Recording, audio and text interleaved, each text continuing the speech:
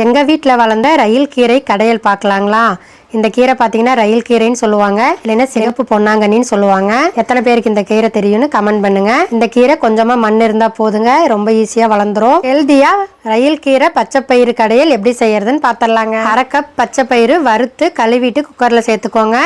3 பச்சை மிளகாய், 3 காஞ்ச மிளகாய், கொஞ்சமாக மஞ்சள் தூள், கொஞ்சமாக விளக்கெண்ணையும் சேர்த்திக்கோங்க. 10 பல் பூண்டு, 3 தக்காளி எல்லாத்தையும் சேர்த்து குக்கரில் விசில் விட்டுக்கலாம். 2-3 விசில் வந்ததுக்கப்புறம் இறக்கிட்டு குக்கர் ஓப்பன் பண்ணிக்கோங்க. இப்போ பார்த்தீங்கன்னா கீரையை சேர்த்து விட்டுருங்க. கீரையை சேர்த்து நல்லா 1 நிமிஷம் வேக விடுங்க. கீரை வெந்தோடனே தாளிப்பு ரெடி பண்ணி சேர்த்துக்கலாங்க. எண்ணெய் சேர்த்துக்கோங்க. கடுகு, உளுத்தம் பருப்பு, சீரகம், வடகம், கொஞ்சமாக பெருங்காயத்தூள், சின்ன வெங்காயம் 1 கைப்பிடிக்கு பொடியாக நறுக்கி சேர்த்திக்கோங்க.